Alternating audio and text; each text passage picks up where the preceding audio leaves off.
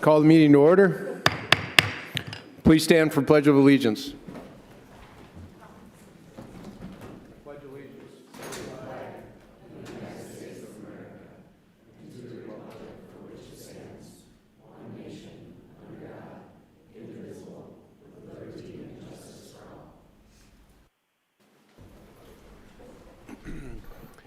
Will the clerk please take attendance? All council members are present, Mr. Mayor. Councilmember Duran is participating via teleconference this evening. All right, thank you. Action to approve the agenda. Entertain a motion. So moved. Second. Any comments from the public? Council have any comments, questions? Please call the roll. Niemeyer. Aye. Rasmussen. Aye. Specker. Tiltonburg. Aye. Wendell. Aye. Avery. Aye. Doran. All right. Move on. Budget workshop number 1. Jake Meshi, our Deputy City Manager, will present this item. Good evening, Mayor and members of the council. This will be our first budget workshop for the 2025 budget. Just to give an overview on the budget workshop schedule, we are present here tonight on September 10th. We'll be giving an overview of the 2025 budget, really focusing on our operating budgets, primarily the general fund, and we'll be looking at our outside agency recommended funding levels, as well as the 10-year financial plan to look at sustainability over the next decade. On September 24th, we'll look at the 10-year capital improvement plan, as well as the consolidated fee schedule. We leave the October 8th meeting open and optional. The purpose of that meeting is if council has any additional discussion that they would like staff to dive deeper into, if there's any questions that we're not able to answer either tonight or at the September 24th meeting. The slide before you shows the official adoption process of the 2025 budget. At our last meeting, we had the first reading of the property tax levy ordinance. Tonight, to coincide with our budget workshop, we'll have the second reading of the property tax levy ordinance. The reason we have to do that in advance is because a state law passed a couple years back that allowed us to push our budget back further in the year, but we still need to certify our property tax levy with Brookings County by the end of this month. On October 22nd, we'll have the first reading of the 2025 budget ordinance, and then on November 12th, we'll have the second reading of the budget ordinance, as well as the adoption of the 10-year capital improvement plan and the consolidated fee schedule. I also want to mention that we want to keep the presentation semi-informal, so council, if you have questions as we go, please feel free to interrupt and we can address them as we're there. And we'll also have time at the end for more questions. The slide before you just shows the gist of what we'll cover in tonight's overview presentation. We look at the budget as usually a collection of a lot of numbers, but we also like to bring back and remember that the budget serves as a policy tool, an operations plan, our operations guide, a financial plan, and a communications device. In short, the budget and where we put our dollars are the priorities that we want to accomplish in 2025. So really where we allocate our funds really shows to council, staff, and members of the public the initiatives that we're prioritizing in the upcoming budget year. The budget also considers the City Council's 5 focus areas, which are listed on the screen, and these serve as the pillars of City Council's strategic plan. As we go through as staff and bring forward a recommended budget, we keep these pillars top of mind and really try to tie all the budgetary dollars that we recommend to these 5 pillars as we make our budgetary decisions throughout the year. Some of the highlights that we'll go over in this upcoming year is that we are going to present council with a balanced general fund budget. What that means is that your revenues coming in will be equal to your expenditures going out. In short, that shows that the city is living within its means in terms of the dollars that we're collecting and making sustainable financial decisions with those revenues.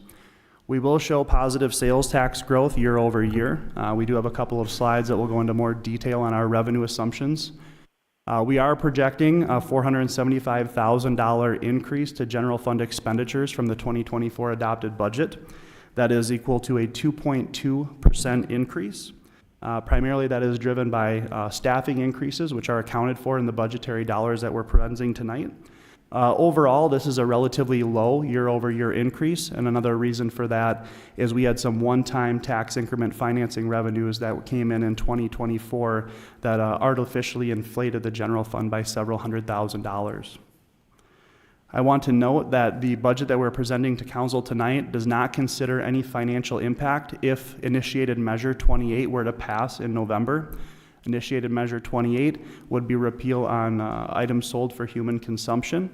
The latest estimates that the city has received from the South Dakota League of Cities would be an estimated impact of $1.6 million. That $1.6 million would be split evenly between the city's general fund, which is our primary operating fund, as well as our capital improvement plan. So that would be an $800,000 financial impact to each in the future, as our best estimates indicate at this time. We are proposing to add 2 additional staff positions in the 2025 budget. We have a slide dedicated to that, and we'll cover those in more detail. Ultimately, staff's goal is to present council and the members of the public a budget that is intuitive. We want to make sure that it's transparent, easy to understand, and easy to articulate where our budgetary dollars are going for this upcoming year. As we'll look at in the 10-year financial plan, we also want to present budgets to council that are sustainable. In other words, the decisions that we're making today will be sustainable for the long-term future and put Brookings in a continued position of success. The slide before you shows a total budget expense comparison year over year. As you'll see in this slide, the percentages show the total amount of the entire budget that each of those different funds make up.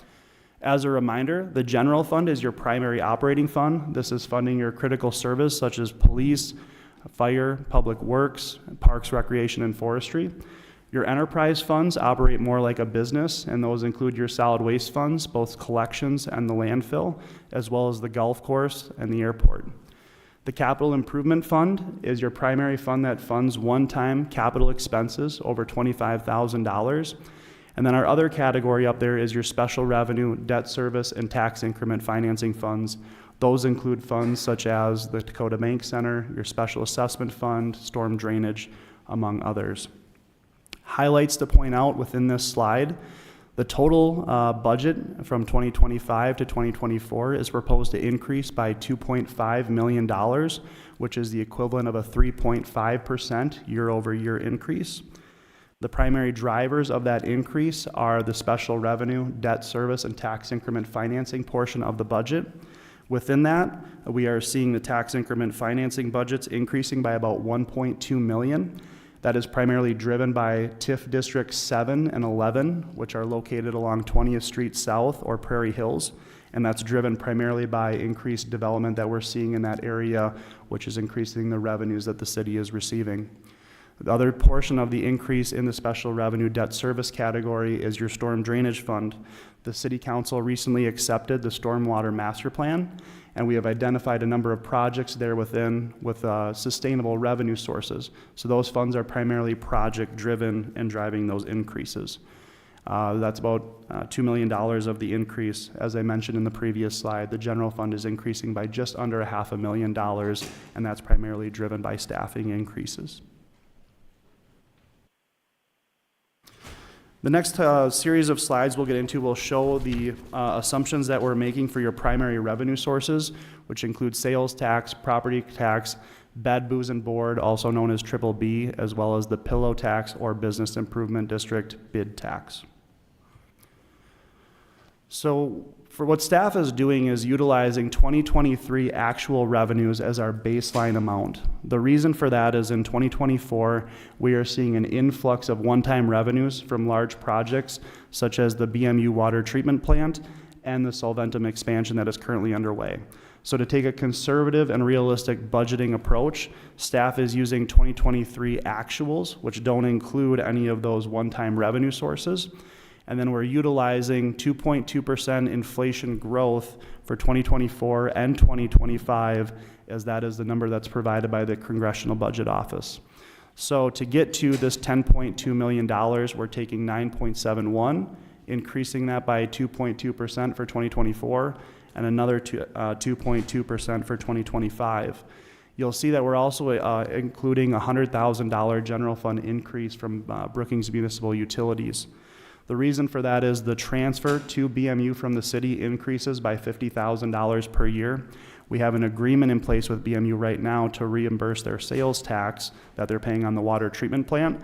So instead of seeing that revenue increase from the transfer, we're recognizing it in the sales tax increase. And that is an ongoing and sustainable number that will continue on once the Brookings Municipal Utility water treatment plan is finalized. We will then see that within the BMU transfer. Property tax is a formula-driven revenue source that's provided to the city via Brookings County through the state of South Dakota.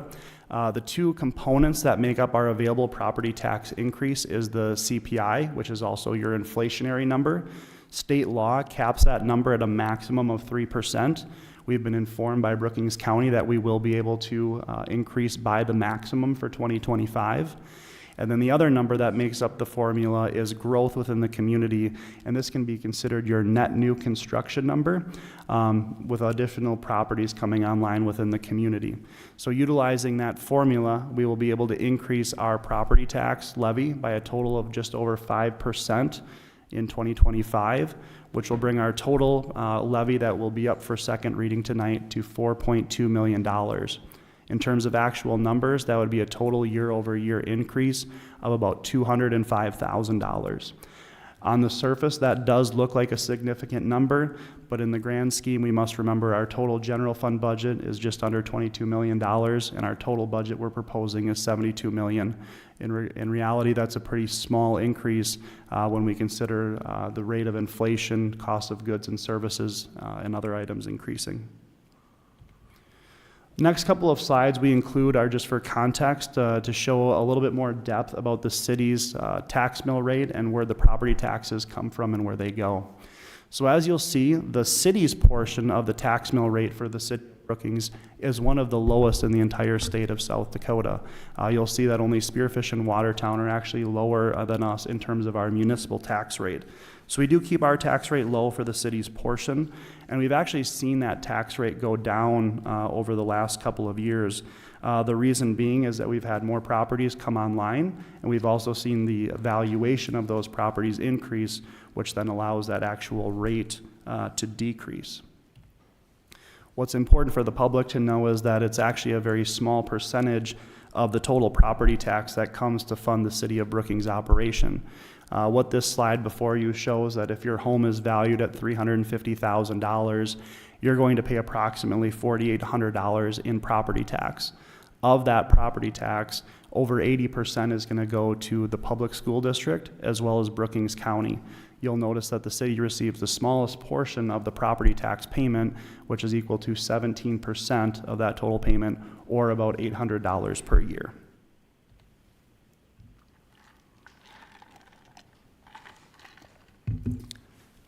The next revenue source we'll cover is the BBB, or the Bed, Booze, and Board Fund.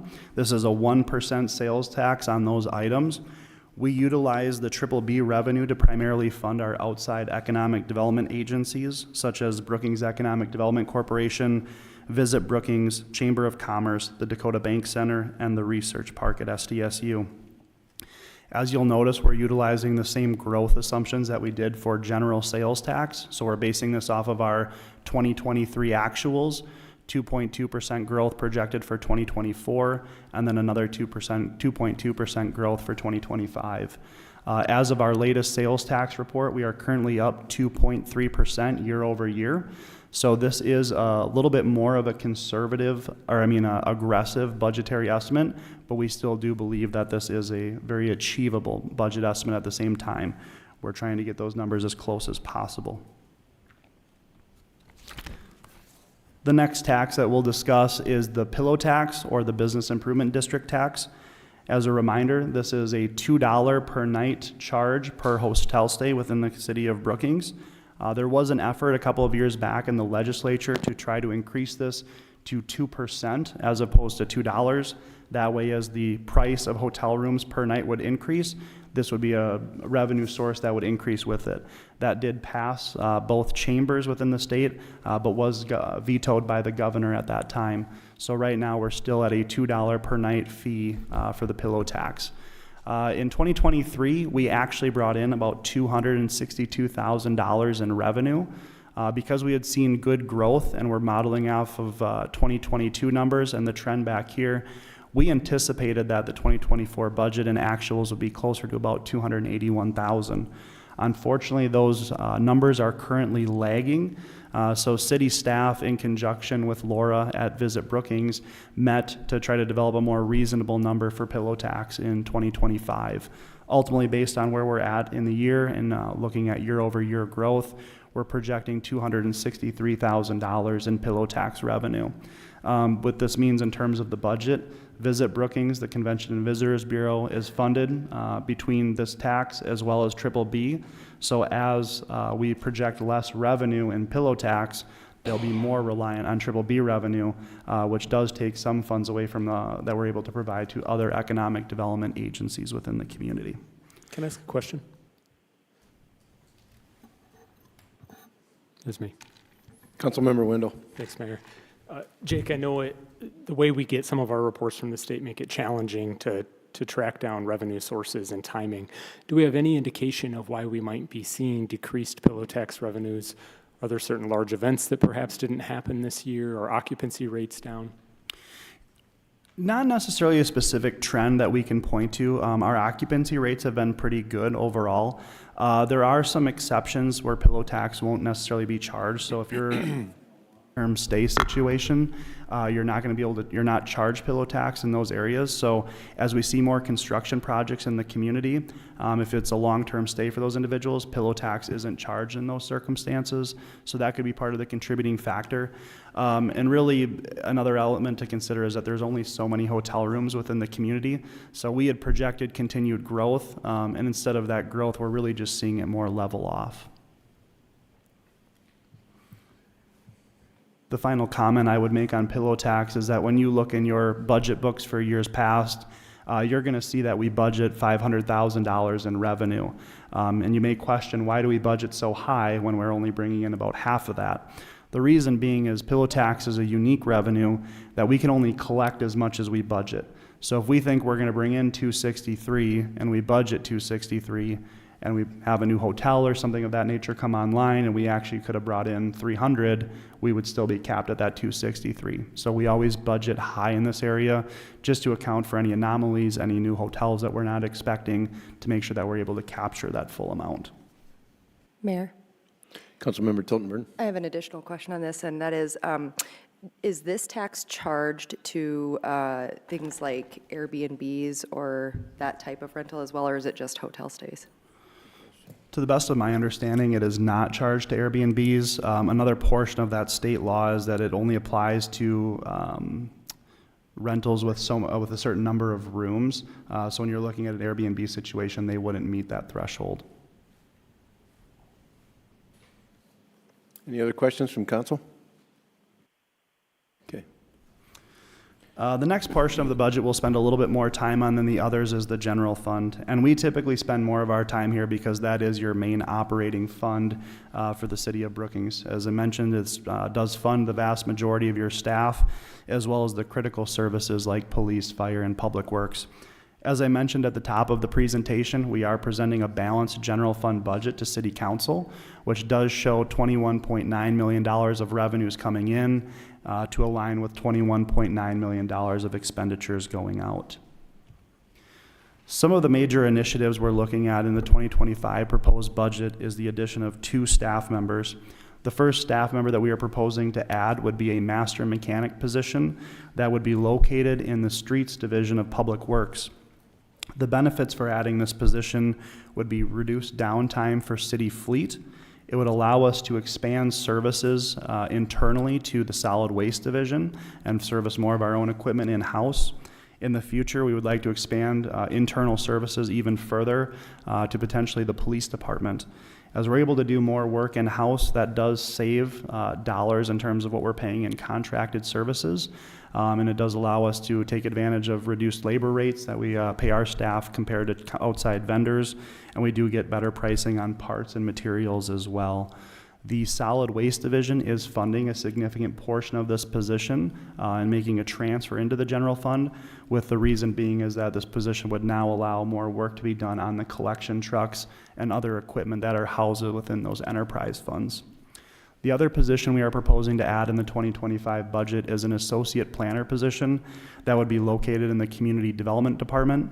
This would be an entry-level position. Their primary duties would be to assist with historic preservation, planning commission, writing memos, answering questions at the desk, with the real goal being to free up more time for the city planner and the community development director to focus on longer range planning initiatives. This one would be funded 100% out of the general fund, but would go a long way in balancing the workload of the community development department and allowing those individuals to focus on more longer range planning activities. Another initiative within the 2025 budget is the implementation of the OpenGov software. This is a powerful budgeting tool that's been incredibly helpful to staff. We've implemented it already as through a budget amendment passed by City Council. It's been a very powerful tool helping us in the planning process. As we adopt this budget, one of the improvements and upgrades we're going to be making is going to a digital budget book. So instead of your 350 page paperweight of the budget book, it'll now be a more interactive version, web-based, where you'll be able to click in and drill into deeper detail in a more interactive and user-friendly fashion. So we'll be excited to roll that out as part of the end of the budget process. Will that be available on the online on the website? Yep, it will be available on the website. Thank you. We are also proposing to grow the community service division. One of the changes that we've made in the current budget year is transitioning code enforcement responsibilities from the community development department to the police department, specifically the community service division. We found great opportunities for efficiencies and economies of scale by locating code enforcement there. And also our community service division is often a training ground for our future patrol officers, and taking on those code enforcement responsibilities provides great opportunities for them to engage members of the public and de-escalate some what can be tense situations with code enforcement activities. The 2025 budget would, Can I ask you to clarify something, Jake? The movement of that code enforcement work is really the movement of responsibilities into the police department, not a staff transition, is that correct? Councilmember Wendell, that is a great question. Let me clarify.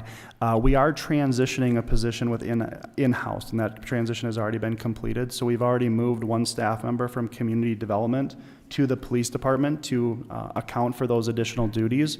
And within the 2025 budget, we would propose some additional part-time hours, as Chief Drake and the Community Service Division has employed a number of part-time community service hours, or community service officers, to help balance that workload. Jake, just to clarify, no community service officers from community development transitioned over to the police department. That position, that open position transferred over to the police department. They hired someone, and we transitioned positions within the community development department, correct? That is correct, yep. No individuals moved, the position moved, and then we've repurposed the positions within community development to focus more on building service activity. Within the 2025 budget, we are also proposing about a $50,000 increase to the activity center budget. The Parks, Recreation, and Forestry Department have done an excellent job with our older adults at the activity center. We're seeing record number of members and very high quality programming. So within this budget, we want to provide adequate funding to them to make sure they have the staffing assistance as well as the funds available to continue providing that high quality programming to our older adults within the community. Can I ask a follow-up on the staffing piece? One thing I've appreciated in the way you all have managed the budget that's presented to us in recent years is that much of it comes through department heads in the form of requests or the vision that they might have for their units, and sometimes there are additional positions as a part of their requests that I know you all then have to determine whether or not we can prioritize and make a part of the budget request. I seem to remember last year, kind of mid-year, some activity center staffing was added because we had the budget resources to do it. So at this time, it wasn't a part of the budget recommendation, but we added it later on. Are there any positions that perhaps were the last ones cut, or you would have liked to add, but you don't feel like we were in the budget position to do that, where maybe you're thinking, and this would have been a really great opportunity to grow, but we don't feel like we're in a budget position to do that we might anticipate something like that coming forward? Yeah, that's a great question. Again, Councilmember Wendell. As part of our budget development process, as we bring it to City Council, we engage our department heads to really understand what their needs are. We did have a number of requests for different positions this upcoming year. Ultimately, we engage in a collaborative exercise where we actually allow the department heads to vote on which positions they think are of the greatest value to the organization. After each of those respective department heads kind of get to make their sales pitch to their peers. And after hearing each other out, they go through and they vote on that exercise, and then city management utilizes that tool as an opportunity to weigh what the positions may be of greatest value. Some of the other positions this year that were requested was a street operations supervisor within Public Works, as well as a facility maintenance technician position that would do general maintenance around city facilities. Thank you for giving us that context. I think it's helpful for us, but I think members of the community are sort of interested when they see new staff positions created, kind of where they originate and how we decide how to prioritize those positions. So understanding that process, which sounds like a really great process, I think is helpful. Thank you. Thank you. This slide and before you will just show the proposed revenue growth year over year from 2024 to 2025. As you'll see, we're proposing a revenue growth in sales tax of 7.3% based on the formula that we had proposed earlier of growing 2.2% for 24 and 25 based on 2023 actuals. Property tax would grow by 5.1%, which again is a combination of inflationary numbers as well as net new construction within the community. The transfers in is actually showing a decrease, and this is tied back down to the way we're recognizing the revenue from Brookings Municipal Utilities transfer as it's coming in the sales tax category now as opposed to a transfer due to that water treatment plant expansion. Just for context, transfers make up about $3.4 million of your 2022 or 2025 proposed general fund. Departmental fees or departmental revenue is up or projected to be up 3.3%. This would make up about $2.8 million of your 2022 or $22 million in revenue. This includes things such as permit fees, recreation and pool fees, as well as alcohol markup within the override for the community. Intergovernmental revenues make up about $1 million of your general fund. We are showing a slight decrease there. The reason being is that we had some grants we had budgeted for in 2024 and received. We were very confident in receiving those and did receive those. Those were one-time revenue sources that we don't expect within 2025. So we see a slight decrease in that revenue source due to some one-time grant dollars that were received. This revenue is primarily made up of various state and county shared revenues that come to the city. Other revenues, while up 8.3%, make up a very small number of your total revenue. That's about $250,000 of the $22 million. And the reason being is we like to show those larger revenue sources in greater detail and save other as a very small component. The next slide will show your general fund expenditures by major categories year over year. So you'll see that your police budget is proposed to increase by 5.5%. That in a dollar value is the equivalent of about $300,000. And this is again driven by the change in the community service division. We're recognizing that position moving over from community development to public works, so we're showing that budget increase. It also accounts for some of those increased temporary staff hours I had referred to. Other sources there are increased vehicle maintenance costs as equipment ages, some furniture needs, and then general staffing increases as we look at the upcoming year. Public Works is projected to decrease by about 4.3%. The reason being is that we include this building within the Public Works budget. So in 2024, we had done a large generator project at about $265,000. As well as the audio video improvements in this room here and Community Room 300 that were about $130,000. So we had one-time larger projects that were accounted for in that budget that are not continuing year over year. Parks, Recreation, and Forestry is up about $250,000 or 6.5% proposed. This would include that additional support for the activity center that was previously mentioned.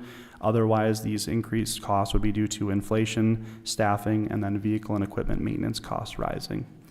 Finance, HR, and IT is proposed to increase by about $95,000 or 5.7%. The primary driver there is actually the finance department, and it includes increased software service expenses for the OpenGov implementation that was referenced, as well as staffing costs and increased costs for our auditing services. Administration is proposed to increase by 11%, or the equivalent of $155,000. The primary budgetary increase there is for the addition of a communications specialist position. This is a position that was approved by City Council as a budget amendment in 2024, and the vast majority of that position is being funded by solid waste and storm drainage. So we account for that position in the general fund, but those special revenue funds and enterprise funds make a transfer in to pay for the vast majority of that position. Library is projected to increase by about 3.8%. That's driven by personnel expenses as well as software programming and general inflation. Appropriations and subsidies increasing proposed by 3.2%. That is where we account for our transfer out to E911, which is our emergency dispatching center, and that is driving those costs up due to staffing numbers. Fire is up about 3.9%, generally driven by inflation. The last number you'll see is non-departmental expenses decreasing by about 30%. This goes back to those one-time tax increment financing revenues I referenced at the top of the presentation. We accounted for those dollars as contingency in an expenditure account. Because we're not having those one-time revenues, we're decreasing our contingency dollars in 2025. We would still have a contingency of about $430,000 in this budget, which is higher than what we would typically budget. Those dollars would be utilized to pad our revenue projections, which are a little bit more aggressive. If we don't utilize those funds, which is the plan, those would transfer into the City Council Financial Policy Projects Fund that would help fund the public safety facility as well as other projects desired by the council or community. This slide speaks to the long-term viability of the general fund. The reason we include this slide is generally to show. Mayor, can I ask a question? Bree, go ahead. Okay, thank you. On the previous slide, the general fund expenditures, excuse me, I understand it's probably a relatively small amount, but I was curious if this included the estimated cost savings from the master mechanic position of doing more of those repairs in-house, or if we were still budgeting at what the full cost would be if that position is not filled. This budget would be created with the intention of adding that master mechanic and reflecting the cost savings. Okay, thank you.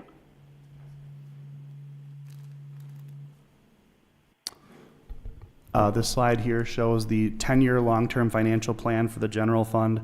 As council and the public will notice that our total expenditures are in this orangish gold line. Total revenues are in the greenish teal line here. Really the purpose of this slide is to show that over the next decade, the decisions that we're making today are sustainable, and we're showing that our revenues are slightly outpacing our expenditures until 2033. Those two do align out in 2034, but again, that is 10 years out in the future, and very minimally, we have plenty of time to make any necessary adjustments to avoid expenditures outpacing revenues. The next several slides we'll cover in less detail. We'll go through the special revenue debt service funds as well as the enterprise funds next. So special revenue debt service funds, Dakota Bank Center expenditures are proposed to decrease by 2% year over year. The savings is primarily driven in our ancillary expense line item, which includes a decrease in total number of events planned, utilizing more precise food and beverage figures, and this includes the promoter share of special events that we plan to host at the facility. As I mentioned at the top of the presentation, tax increment financing revenue and expenditure sources are increasing significantly by about 106%, and that's really tied back to TIF 7 and 11 in Prairie Hills, which are producing strong revenues at this time. Storm drainage increasing by about 75%, which was also referenced at the top of the presentation. This is driven by projects that were identified within the Stormwater Master Plan, and we will be implementing a sustainable financial model to pay for those larger project costs over the upcoming decade.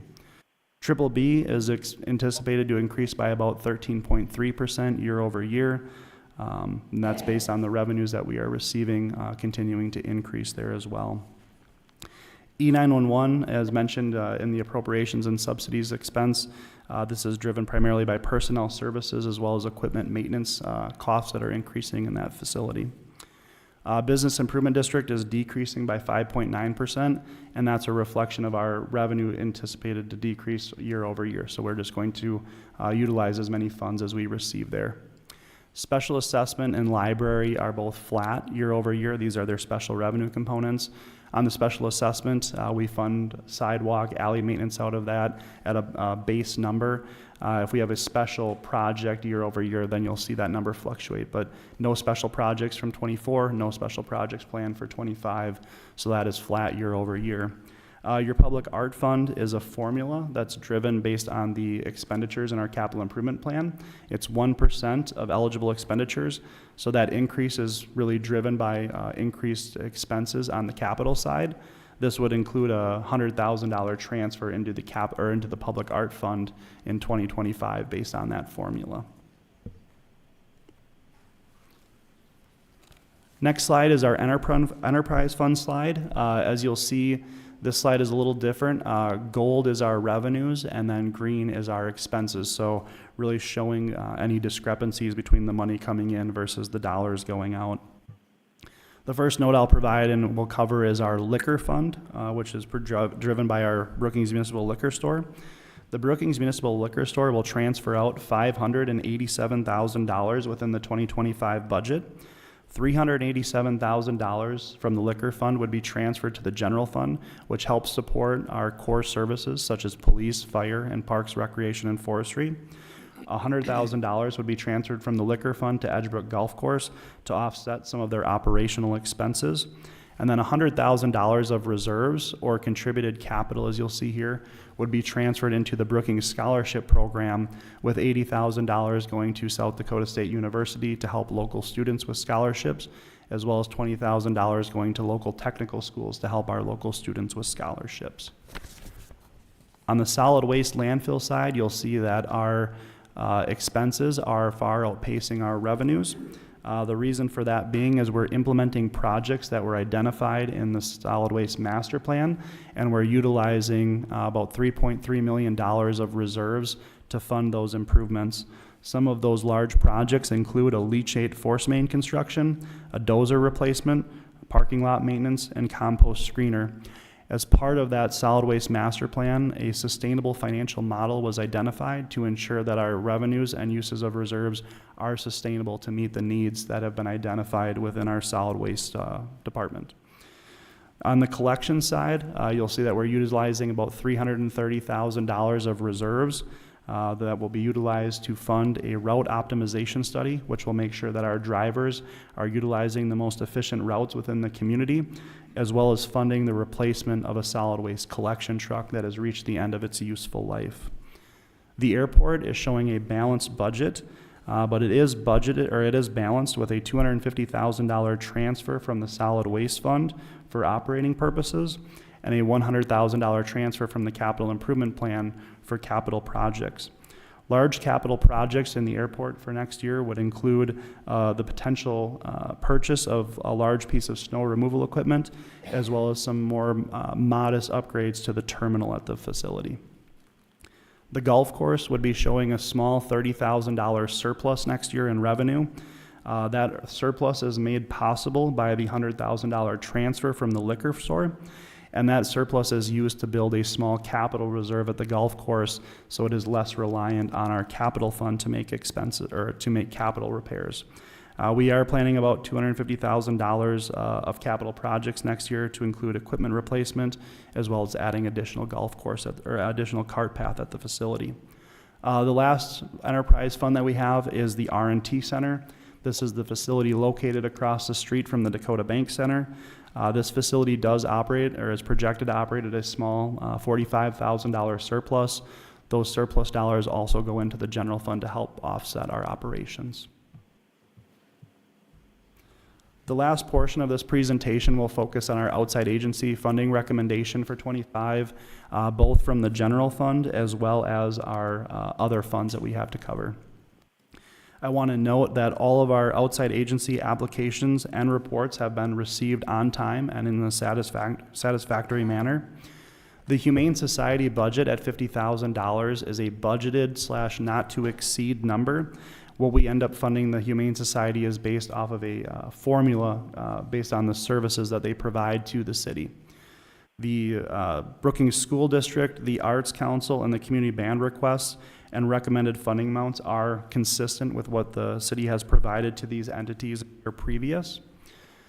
I will also note that we are budgeting $268,000, a little over, nearly $269,000 to provide funding for social service agencies. That process is run by the United Way. We are increasing that by that 2.2% year over year increase as we are budgeting for inflation. Of note, City Council has a policy that general fund outside agency funding requests are limited to an amount equal to 14% of the property tax levy. As I noted, our proposed property tax levy for 2025 is $4.2 million. 14% of that number would be just under $588,000. As you'll see, we're proposing about $550,000 in outside agency funding, which translates to City Council within this budget being 6% or about $38,000 below the maximum that would be eligible to provide to outside agencies in the general fund per City Council policy.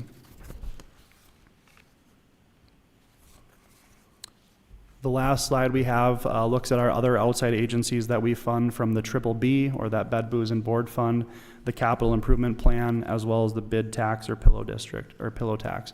As you'll note across the screen, a number of our outside agencies, especially in economic development, are experiencing cuts to recommended cuts at varying levels in the upcoming year. The primary driver for those recommended cuts are the Dakota Bank Center as well as downtown Brookings. In years past, the city has budgeted the Dakota Bank Center at a much more aggressive number. As you can see, in 2024, we had estimated that we would fund the Dakota Bank Center at an operating subsidy of about $260,000. What we're seeing is that that is not a realistic or achievable number. So what we've been doing is budgeting low, and then at the end of the year having to come back to council for a requested budget amendment to true up what their actual subsidy needs are, which we anticipate closer to this $390,000 number. So as a change recommended from staff, we want to align their budgeted number with their anticipated need so that we don't have to come to council at the end of next year and utilize BBB reserves to balance the Dakota Bank Center budget. The downtown Brookings budget is anticipated or is recommended at $120,000 for this upcoming year. They had requested $160,000. We are anticipating that the downtown Brookings organization will be exploring alternative revenue sources in the near future, and that may decrease the reliance on city revenues to fund the organization. Other notes of interest is that we did have several meetings with our economic development agency partners. We wanted to be very transparent with our BBB budget revenues, as well as the needs within different organizations there within.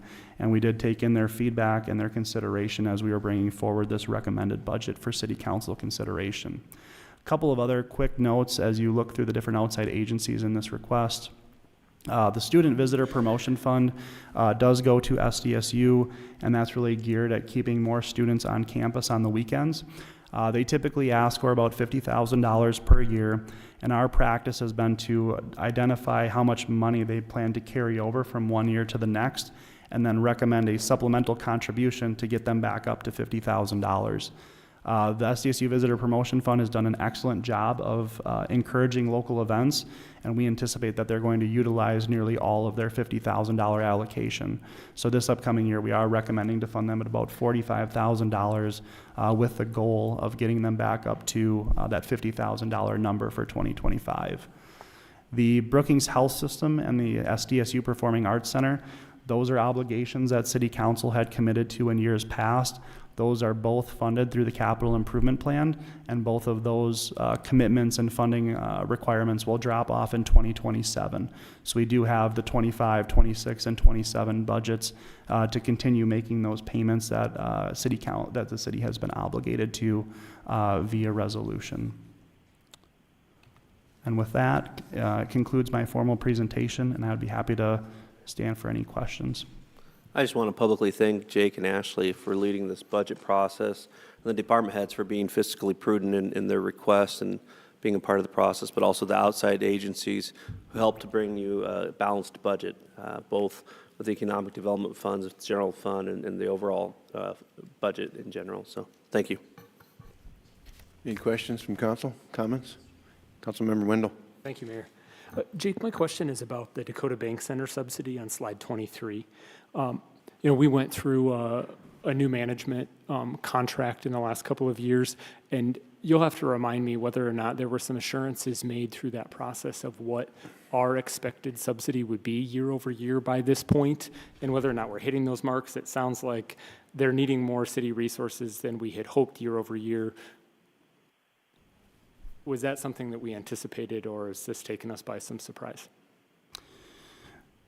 The short answer is that as part of the proposal that was submitted by the management firm, there was a pro forma that was attached to that. The numbers that are presented to council are higher than what was anticipated in that pro forma. I will say and also note that this is still a smaller subsidy than what we've actually seen in several years past. So I don't know that I would go so far as to say it's necessarily a surprise because we are seeing some improvement in that level of subsidy. I would also note it's certainly not as low as we would hope to see. I have one other question. Go ahead. And it's on the airport, I think slide 21. And I think it's more related to a comment that you had made about a large piece of equipment, a snow removal equipment. When we talk about airport-related expenses, I'm always a little bit curious about our agreement with South Dakota State University, their usage of the airport, and how much of the ongoing expenses related to the airport we pay for in partnership. And so as we think about a large investment like snow removal equipment, is there opportunity for South Dakota State University and their aviation program to partner with us in a large investment like that, or have we explored that as part of our contract with them? I believe John might be in the audience and better able to speak to that specific component.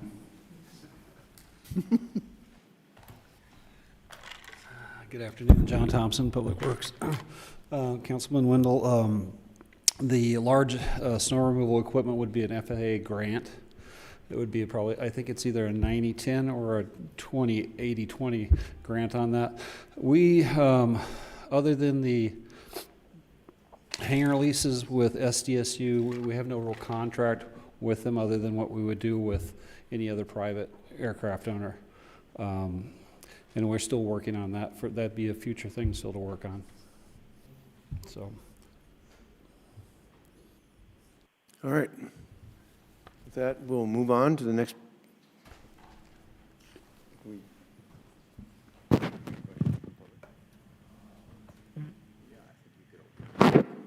Okay, so Jake, you might be on the hot seat yet. Is there any questions from the public? Comments? All right, thank you.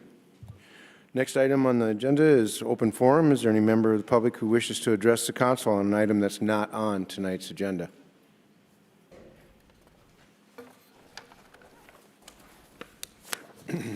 Close the open forum. We move on to item 6, consent agenda, approval of the consent agenda. Are there any items to be removed from the consent agenda? Entertain a motion to approve the consent agenda. So moved. Second. Is there any public comment on any of the items on the consent agenda? Council, questions, comments? Please call the roll. Laura Rasmussen? Thane Carbonell has left. Aye. Specker? Aye. Tildenburn? Aye. Wendell? Aye. Avery? Aye. Doran? Aye. Niemeyer? Aye. Okay, presentations and reports. Do we have our SDSU student here this evening? We do. Claire Kennecke is her name.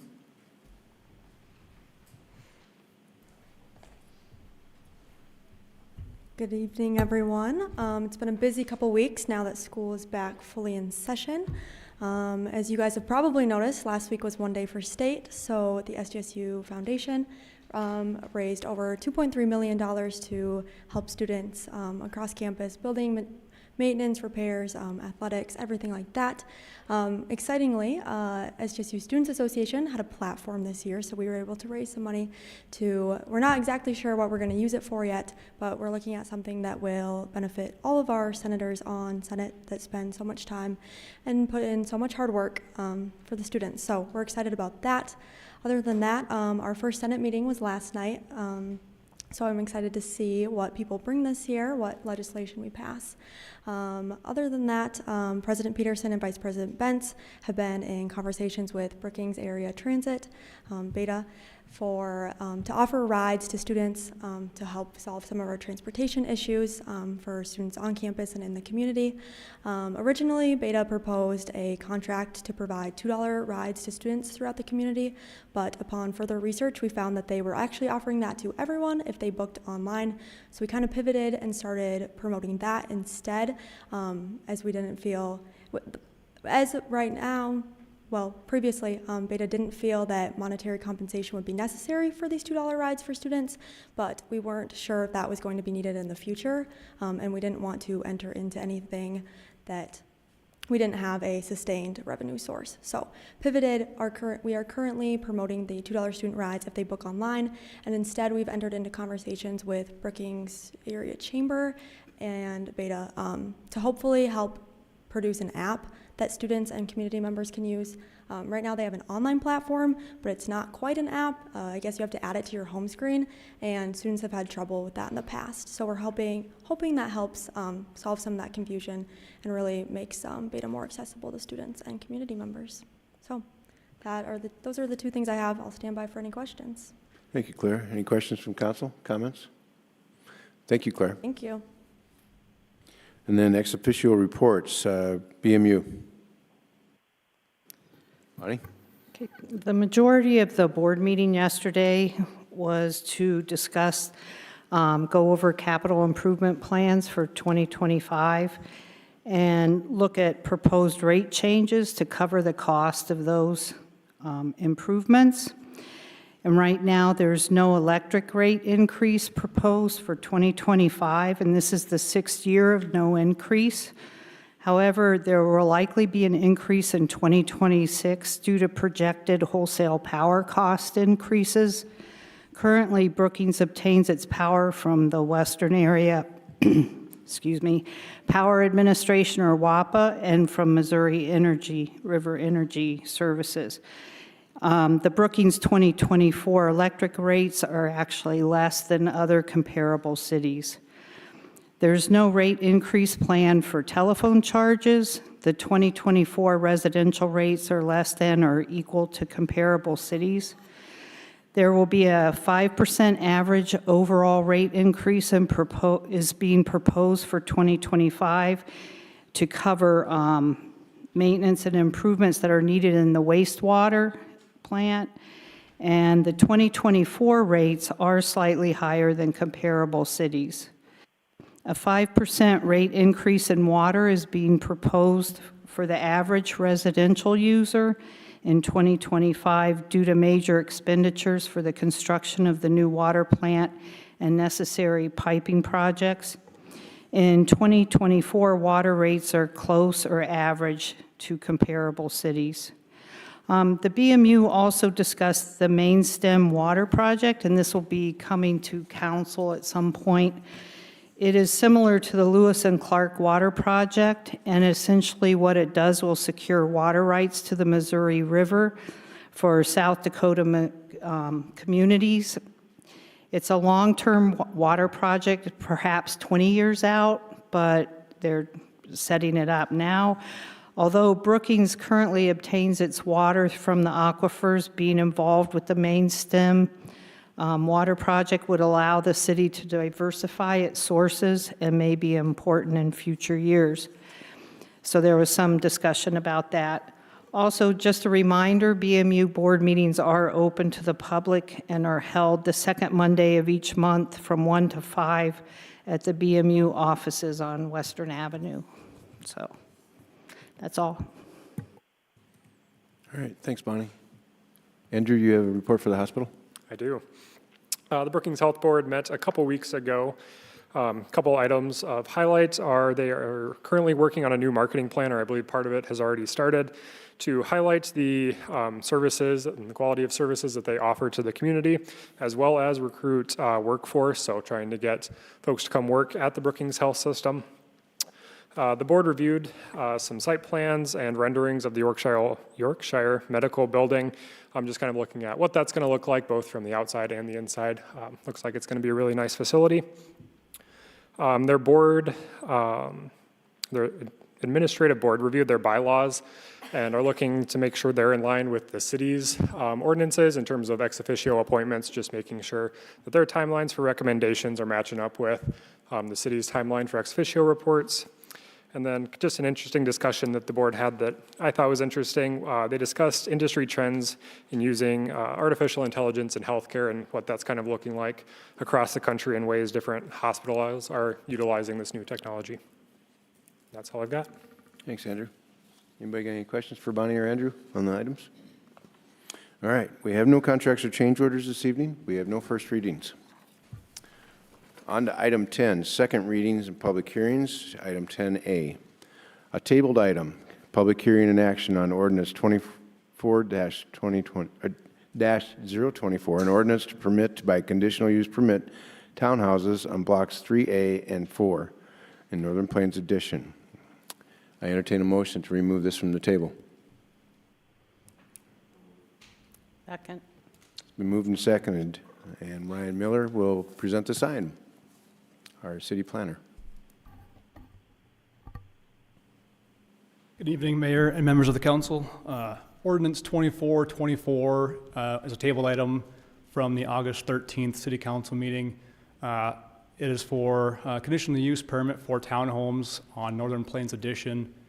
The applicant, Northern Plains Professional Properties LLC, submitted a conditional use permit along with a revised preliminary plat and rezone for a portion of the preliminary plat area earlier this year. All three items went through the Planning Commission and received unanimous approvals from Planning Commission. And the items then did advance to City Council, where all three items were heard at the August 13th City Council meeting. The revised preliminary plat and the rezone components were approved by the council at the August 13th meeting. However, the conditional use permit was tabled at the time to ask the applicant to revise the site plan with considerations to drainage concerns that were raised at the August 13th meeting. Since that time, the applicant has revised their site plan to address some of those drainage concerns. However, during that same time, the city has received a petition to protest the rezone that was approved at the August 13th meeting per Ordinance 94-7, which does authorize a petition if 40% of the property owners within 250 feet of the rezone area sign the petition to protest. So we did receive a petition to protest that rezone on August 30th before the ordinance would have been in effect. And so there will be another public hearing for the rezone at the September 24th meeting.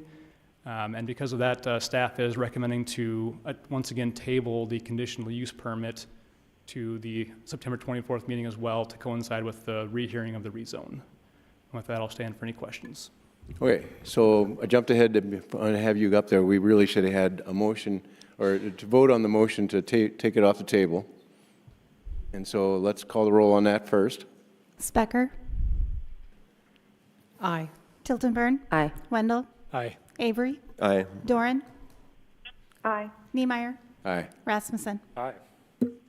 Okay, so Ryan has presented this item. You want to do we just table it again without any discussion? Ask for a motion. Right. Well, I'll ask a motion to table this item until the September 24th meeting then. So moved. I move to table item 10A, public hearing on action on ordinance 24-024 to September 24th City Council meeting. Okay. Is there a second? Second. Any council comments, questions? Please call the roll. Tilton-Burn. Aye. Wendell. Aye. Avery. Aye. Doran. Aye. Niemeyer. Aye. Rasmussen. Aye. Specker. Aye. Okay, stay tuned until 24th of September. Item 10B, public hearing and action on ordinance 24-031, an ordinance establishing reasonable accommodations pursuant to the Federal Fair Housing Amendments Act of 1988. Steve Britzman, our city attorney, will present this item. Thank you, Mayor. This would be a second reading of the proposed ordinance to adopt or establish reasonable accommodation procedures pursuant to the Fair Housing Amendments Act. And I realize that many people are here concerning this topic. Staff has been working extraordinarily hard on two facets of this, not only this particular ordinance and the procedure to implement it going forward, but also with respect to the two properties that I think concern the public. And those two properties, staff is going to enforce our zoning ordinances with respect to those. There's not going to be a resolution of those issues tonight. It's essential that we have a reasonable accommodation ordinance in place so we can establish procedures to consider whether a reasonable accommodation should be made for one of those properties. And I'm just going to point out on the ordinance a couple of helpful comments that I think the public will appreciate. First of all, the proposed ordinance does provide for an application procedure, and that ensures that we have an application that contains all the relevant facts that the city would be concerned about with respect to a request for accommodation. So we've outlined in the ordinance a number of factual information that we want to be submitted to the city. But probably also, or more importantly, to the public here tonight, we've established a hearing procedure so that if someone submits an accommodation request, and we have received one, that we have a broad hearing procedure that considers the facts and allows the public to comment on all of the facets that would concern them. And I'll just read a couple of these, which I think are helpful. First of all, the ordinance addresses whether the request for a reasonable accommodation is needed to allow the disabled individual equal opportunity to use and enjoy a dwelling or to live in a particular neighborhood as an individual without disabilities. Next, whether the request is reasonable considering the potential impact on surrounding uses, the extent to which the requested accommodation meets the stated need, and other alternatives that may meet that need. Next, whether the request would fundamentally alter the city's zoning scheme. And finally, and more broadly stated, whether the request would impose an undue financial or administrative burden on the city and any other factors that may have a bearing on the request as determined by the city. So this particular ordinance will, as you can see, solicit pertinent and broad factual information about a particular request for accommodation and provide a hearing that considers all of that, the testimony of all the interested parties here, and then a decision can be made as to reasonable accommodation. As far as the two properties that have generated discussion at the prior council meeting, staff is working hard on those, analyzing those two properties, developing procedures should this ordinance be adopted so that we can move quickly to consider any requests for reasonable accommodation. And this is an essential procedure, I think, that would apply to all requests for reasonable accommodation. So it isn't with respect to just two properties. It's any request on behalf of disabled people. So those would be my preliminary comments. Thank you, Steve. Entertain a motion to approve.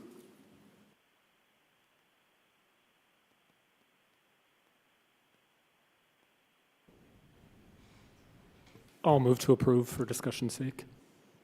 Second. Okay. Open public hearing on this item. Is there any public comment?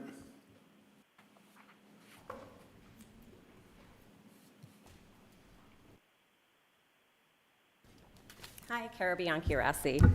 I guess today I was really reflecting on the past 6 months of us who live in the neighborhood dealing with what has been going on in our neighborhood.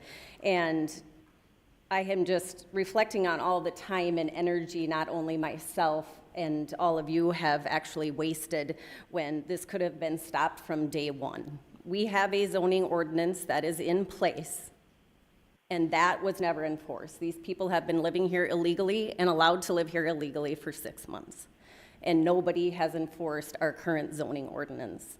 I understand after the eviction notice was given on July 8th that they asked for reasonable accommodations. Well, that was April, May, June, July, that they have been allowed to illegally live in our neighborhood.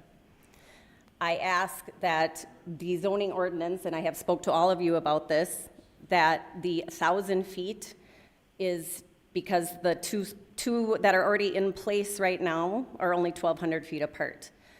That be changed to a much greater amount, and I understand that I have been told the ordinance can be amended later on. I don't know, in discussions, some people said it can be, some people said they weren't sure. So can that be? The 150 feet of notification, it has greatly impacted myself and my family in my neighborhood, and I would not have been notified of this home going in my neighborhood, and it has greatly impacted. I could throw a rock at the home and I wouldn't have been notified of what was going on. This would just be considered next door. So if you're considering passing this ordinance, I do request that you amend the ordinance to increase both of those from 1,000 feet to much greater and 150 feet to much greater, as and as we all know, this is, a business. The people who own this home are renting it to another company. This is a commercial business happening in a residential neighborhood. We all know that. So to make these accommodations for people who actually live in this city and pay taxes is what we're asking, to amend that ordinance to something greater. Thank you.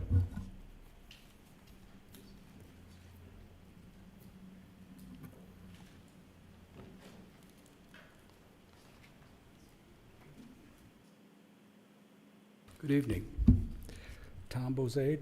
I live about 40 feet from the subject house. 2 weeks ago, I asked you to table the ordinance you're considering tonight. I hope you will be kind enough to answer some questions, please.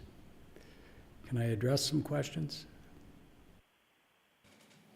If you're willing to answer the questions, I'm willing to listen to the question.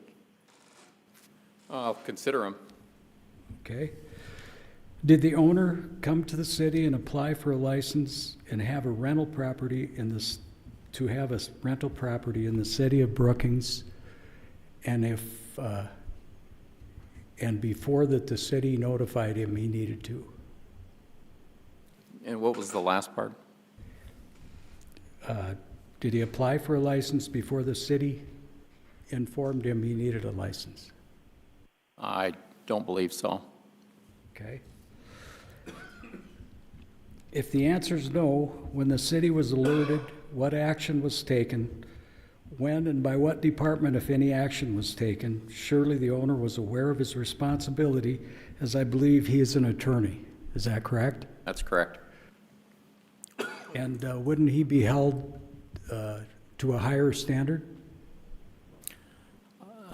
I'm not sure, as to what standard he'd be held to, but he's held to the standard of complying with the ordinance, for sure. With complying with the ordinance? Correct. In what way did he comply with the ordinance? No, he would be required, or he is required, to comply with the ordinance. Okay. Has there been any penalties? They have not been imposed at this point, but they will enforce all of the applicable ordinances, including the rental housing ordinance and the maximum occupancy ordinance. We are working on that. Okay, so if he doesn't comply, why hasn't anything been done? we are addressing it in the sequence that we believe that federal law requires, which is to consider the reasonable accommodation request. And so we are establishing procedure for reasonable accommodation, but we will take legal action as necessary to enforce our ordinances. So this is our city, and we have the power with our city, and what's the federal government got to do with it? Well, the Federal Fair Housing Act and the Americans with Disabilities Act are two federal laws that provide equal opportunities for people with disabilities. And so they're entitled to make reasonable requests for accommodations of or modifications of rules if those rules prevent people from enjoying housing opportunities as non-disabled people. Right, but he was in violation. The violation probably occurred before the reasonable accommodation request took place. That is correct, and we're mindful of that. Okay. Maybe one more question, Tom? Pardon? One more question, Tom? I just get one more? We have to give everybody equal opportunity and time. Okay. How long has this been allowed to continue since the city has been aware of the problem, approximately in months and days? I have not calculated that, but I've heard I don't doubt the testimony that has been submitted here by members of the public. Okay.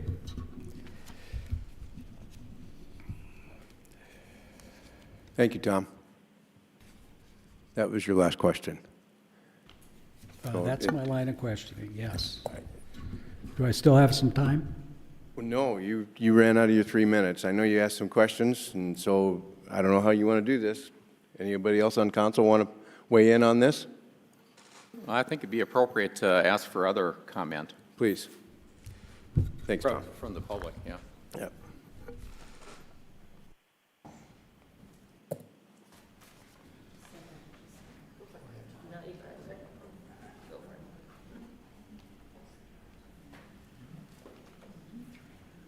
I'm Mark Crotterville. I live in the neighborhood as well, and I share the concerns about this type of activity going into a residential area. I have reviewed your ordinance. I would support, there is no way 150 feet notification is adequate. You look at the people here. They live far more than 150 feet from that property, and they are concerned, and they deserve notice. You need to expand that to at least 600 feet, if not 1,000 feet. Secondly, 1,000 feet between these properties is not nearly enough. It should be at least 1,500 feet, if not 2,000 feet. Finally, you should not be rewarding businesses for violating your ordinances. You should put in this ordinance a provision that says if you operate such a property prior to application for a variance, you are not entitled to the variance. You should not permit people to come in and violate your ordinances and then expect to be accommodated. They can wait until you go through the review process.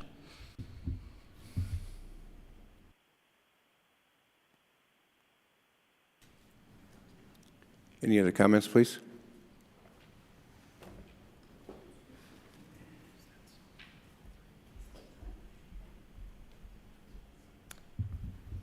Hi, I'm Molly Richter and live at 725 4th Street. I echo all that Kara and Tom and Mark said, especially Mark. His points were pretty much what I was going to say. But I do want to say that one of our biggest concerns is that we are being asked to trust the process and that things will be enforced, but you've had since April to enforce just the very basic zoning law, and that wasn't enforced. So it's very difficult, and the reason we're here is we have a hard time having faith right now, and we're trying, But there is nothing in the ordinance that says what will happen once this ordinance passes. Will people be notified tomorrow that they have to move out until they are legally allowed to live there? I've met with each of you, I've explained, you're not kicking out somebody that's lived there for 6 months. We just had a group move in on Monday, they were gone by Friday. We are not exaggerating. I know this is not specific to one property, but you have the benefit of residents who have this experience. None of you have the experience of living near this. So learn from the residents. What people asked for 2 weeks ago was a chance to let the residents chime in on the ordinance, help you learn some of these things that have had an impact on us. And no changes are made to the ordinance, and nothing in the ordinance includes anything about enforcement. So if you said, yes, the enforcement is separate, it's not part of the ordinance, that was something we'd talked about, and that enforcement includes tomorrow they will be notified, they have to vacate the house until they can legally live in it after the hearing, that'd be great. My fear is if I've researched Oxford houses, and I've researched them far more than I'd like to, they don't apply. They've asked for special accommodations. They sit, they squat, they'll stay. I don't know when the action's going to happen. I just have a hard time having that faith that that action is going to happen, but it needs to, because the longer they're allowed to stay and the zoning is not enforced, the harder it's going to be. And there's nothing stopping any other landlord. There's already talk, it's very strong rumor throughout town that another one's going to open quickly. They're trying to get it opened. How long will it get to stay open until they apply?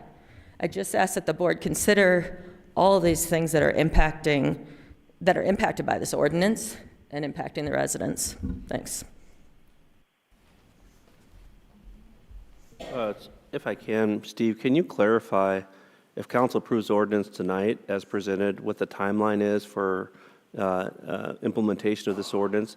And then if they amend it as being requested, what that timeline looks like as well? Because my assumption is if they amend it, it's going to prolong it for another meeting. Would that be correct?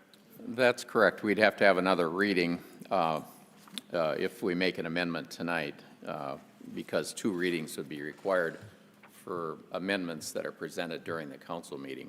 But kind of getting back to the detail of implementation or the process, we have developed a procedure and a timeline for acting at this point as expeditiously as we can, while complying with the federal law, which we, unfortunately did not have a mechanism to consider these requests. That's what this ordinance is intended to do. But if the ordinance is adopted, it would be published this Friday. There's a 20-day time period for the ordinance to before it's effective, 20 days after publication. In the meantime, however, we are going to continue our efforts. We have been attempting to reach both the property owner, Oxford House, a number of times to see if they will follow up and provide the information that we call for in the ordinance. And so they have that request, and they need to comply if they want to have a reasonable accommodation. So basically, with adoption today, publication on Friday, we have October 4th identified as the day in which the first day that the ordinance is effective, and we would expect to receive an accommodation request with the information that we outlined in the ordinance by that date. That date is 20 days from now if this is adopted. And so with that application, we would then schedule a hearing which would occur about 15 days after that particular date. Now, we all understand that dates sometimes are flexible based on the time frame. But the dates I've given you are the earliest dates that we can legally address this issue and provide a hearing that complies with federal law and that gives the public an opportunity to comment on all of the items that we want to hear about before a decision is made. And so it's in our interest. We understand the public wants to address this as quickly as we possibly can. And so we are simultaneously doing as much as we can to get the application before the council, should they make one. And they are required to make a further factual submittal to the city to make that reasonable accommodation request. As has been mentioned, Oxford House operates with their own strategies and plan, and that's not, of course, shared with us. The one significant aspect that they have is that they know and have utilized the federal law to make these reasonable accommodation requests, and it makes it incumbent upon the city to make sure we comply with federal law. And so we have been attempting to navigate that so that we do not end up not providing a reasonable opportunity to people with disabilities, provided that a reasonable accommodation request is made. So we would hope that that we would be able to consider whether or not the accommodation should be provided within the time frame that I've outlined. 15 days after the effective date would be the earliest date that we could have that hearing, and we will have that hearing in a council meeting. Might be a special meeting, but it would be expedited so that the public can get this issue addressed as quickly as possible at this juncture. I would, acknowledge that it has caused considerable delay in dealing with a federal reasonable accommodation request. And, part of it, was prompted because the activities to occupy that or a couple of structures occurred without following the applicable zoning ordinances. And those types of activities, those are facts that would be considered with respect to the totality of all the circumstances with respect to whether or not there are impacts to the neighborhood. And so, we are going to enforce our zoning ordinances, and if they do not have a reasonable accommodation, there will still be an enforcement action. And we've discussed that and developed a strategy to do that. And all of this has taken much more time than I know the public, and it's particularly the neighborhood, can tolerate, but we are doing the best we can. We've accumulated voluminous research. We have considered Tim Hogan's comments to us and guidance, and I think we feel comfortable that a final comment would be that there are appropriate enforcement mechanisms that we've utilized in the past and that we will enforce with respect to our zoning ordinances, because I think there were 2 clear violations that have occurred, and those are historical violations that can't be corrected at this point. Please.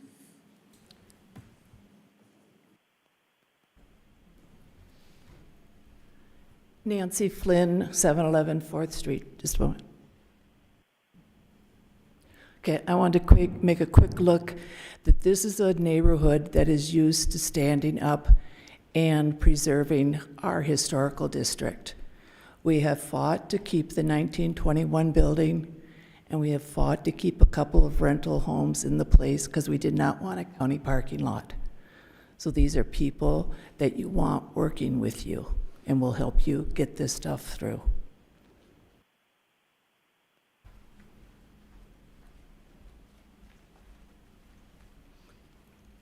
Fedora Sutton Butler. If someone is in violation of the zoning laws, let's not consider any accommodation or anything. There's nobody's handicapped or anything. How much time does it take to file a law, get them to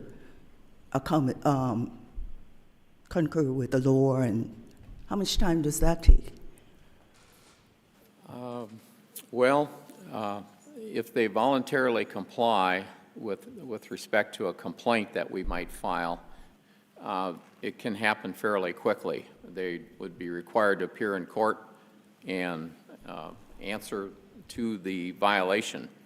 However, it would only be, the punishment for that type of violation would be a fine under city ordinance.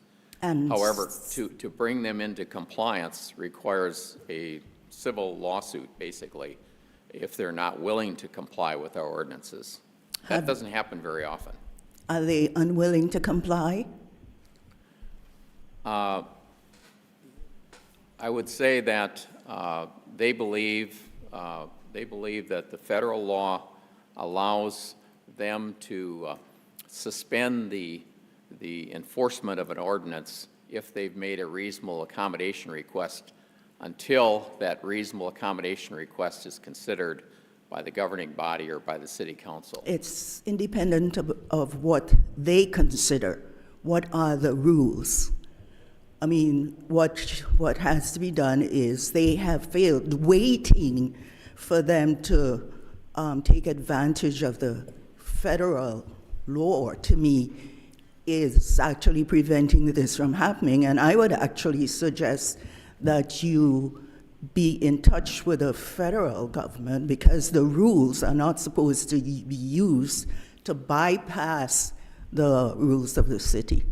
And I understand. And I guess just the brief comment would be that by adopting the ordinance, then we provide a platform for any testimony that would address the areas of the request for reasonable accommodation, so that all of these things are taken into account. And I think that's the benefit of having, instead of just voting whether or not to provide a reasonable accommodation to the ordinances, we have structure provided in the proposed reasonable accommodation hearing ordinance. Okay, next. Hi, I'm Deb Dominiak, and I think I know everybody up there besides Andrew and Mr. Brisno. So thank you for serving. I'm sure you come up with all kinds of things going on. But I'm confused, because why are they there? Because we have an ordinance that says 3 unrelated people. So they're here now, so what's the hurry of getting this passed? I think everybody should think through this, because the way I understand, the ordinance says you can have one every however many feet, that it's all over town. And I think a lot of people go by the old NIMBY theory. It's not in my backyard, so I'm not going to worry about it. And I ask that each of you that are council members, you're all voted upon to represent everybody. Everybody here, everybody in the town. Mr. Brisno is not voted upon, and neither is Mr. Britzman, I don't think. And I like Steve. I've used him as an attorney forever. But I think, what's the hurry to get this done if it needs thought? They've already been there for how long? And I think if you don't want one on your block, if you have children or grandchildren, why does anybody? And we're an empathetic city. We have Teen Challenge. It's been here for years. Everybody's all about giving somebody a hand up. That's not the case. This is unsupervised people coming, a franchise that Steve can't get to answer the phone. How are you going to get that enforced if we get more and more? And I just think, if you don't want your one next door to you, and you have children, why do we want them in our town? If they don't even answer the phone, this is a problem. And I do have a grandchild who lives on that block. So think for yourself. I know how this works. I've been on Board of Adjustment committees, different things over the years, and we look to the advice of these two, but really I ask, think for yourself. What do you think? Do you want one next door to you? Do you want your grandchildren playing around there? Where people are urinating in the alley? I mean, it's ridiculous. So I want you to think about it, and I want you to thank you for going to the trouble, because the neighbors have spent endless hours working on this to protect themselves against the city. So that's it. Any other comments from the public on this item?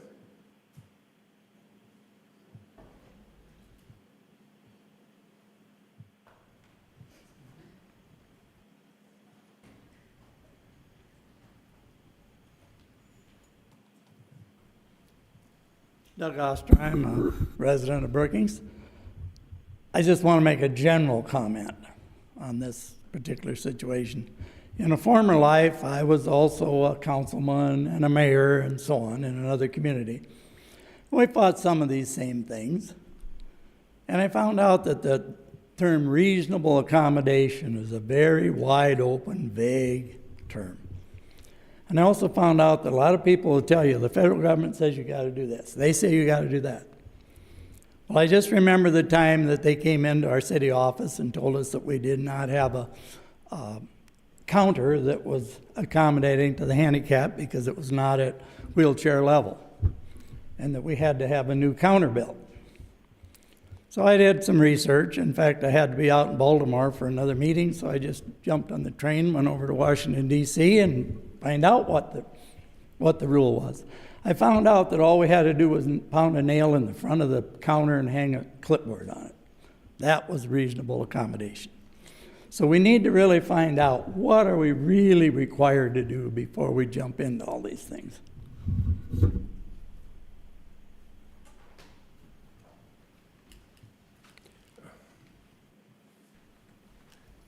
I know I spoke before, but I'm going to hurry up. I don't want it left that I am not for reasonable accommodations. I am for the federal government and the rules and regs. It's just a question of our zoning laws, when were those broken? Let's take care of that rather than waiting for people to make use of what is a very valuable law, the accommodation laws.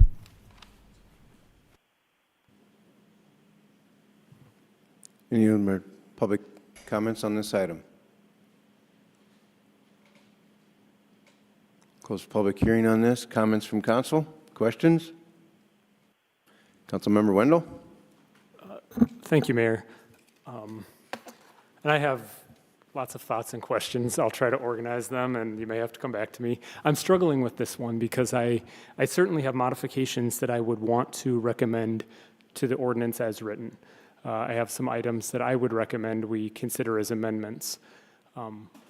The challenge in that, of course, is then we would have to proceed to a third reading, and that would elongate our timeline to be able to consider a reasonable accommodations request. We know that there are two, as defined in this ordinance, sober houses operating already in our community. One of them is at 312 8th Avenue, and one is at 908 First Street. Are either of those property owners here by any chance? I'm just curious because it was cited clearly in the ordinance, and they're operating sober houses by definition. I would have thought they might have joined us this evening, and I could have posed these questions directly to them, but instead we have to fill in some of the gaps for ourselves. I just wanted to reiterate some questions that were asked and some facts that we do know as we consider whether or not we have to approve this ordinance either tonight or in a third reading in some areas that I think we probably still have some questions among ourselves, and that it would be an imperfect ordinance, which I'm sort of uncomfortable about. But I feel like we're trying to expedite a process so that we can enforce existing ordinances. And so I want to make sure in relation to those existing ordinances that might impact those two addresses I just noted, that we really understand the process up to this point. And for folks that may be at home trying to connect the dots based on questions that were asked tonight or comments that were made, I think it would be really helpful to do that. In particular, the property at 312 8th Avenue, defined as a sober house affiliated with the national organization, the Oxford House, I wanted to confirm that they did apply for a single-family rental license, correct? I would ask either Steve or Jake to respond to that.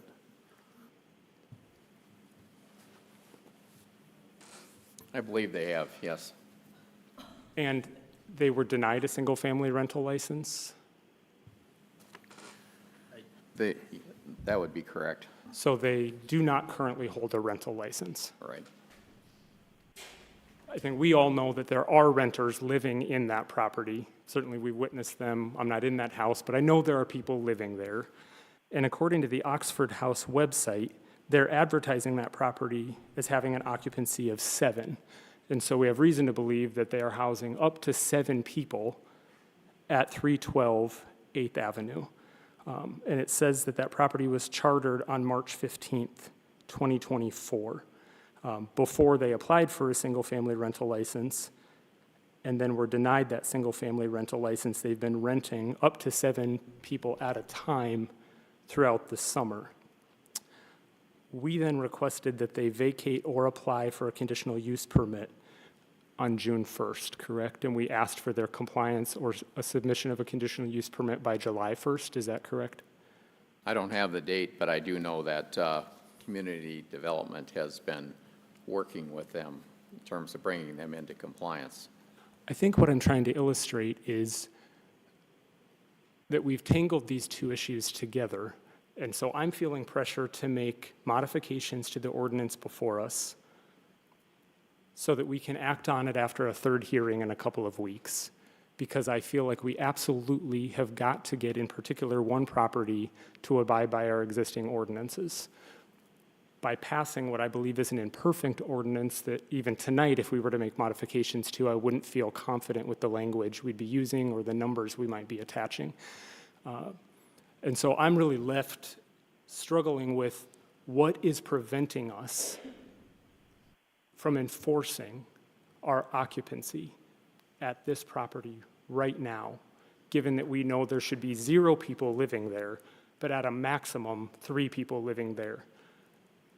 And so I would prefer we could just set this ordinance aside and take some more time to consider the distances and the buffer zones and the definition of sober house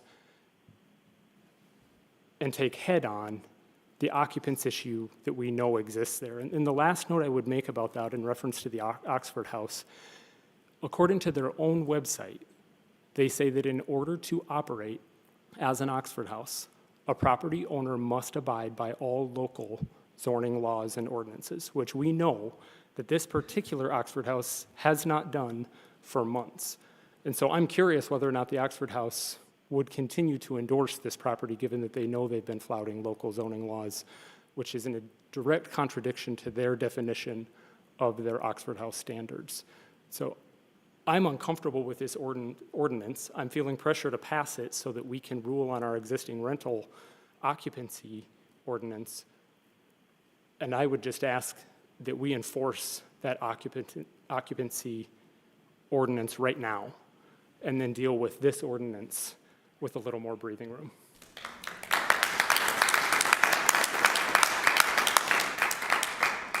Councilmember Tilton Burn. I'd like to start by saying that overall, I am greatly in favor of creating an ordinance that allows us a path to consider reasonable accommodations. I think as a community, that is something that we fully embrace and that I think we absolutely should have on the books. Similar to Councilman Wendell, I also feel that there are some changes that I would like to see reflected in the ordinance as it's presented in front of us. And so I would either feel comfortable with making those amendments and moving on to a third reading or tabling the ordinance as written for now so that we can go back to the drawing board and address a couple of things that are present. That being said, I also fully agree that the ordinances that we currently have on the books as it relates to rental permits and occupancy rates should be enforced today. Some examples that I would look to as comparable situations would be if an individual wants to operate a hair salon out of their home, they have to come to us and ask for a conditional use permit. They are not allowed to operate that hair salon in that home until they have obtained that conditional use permit.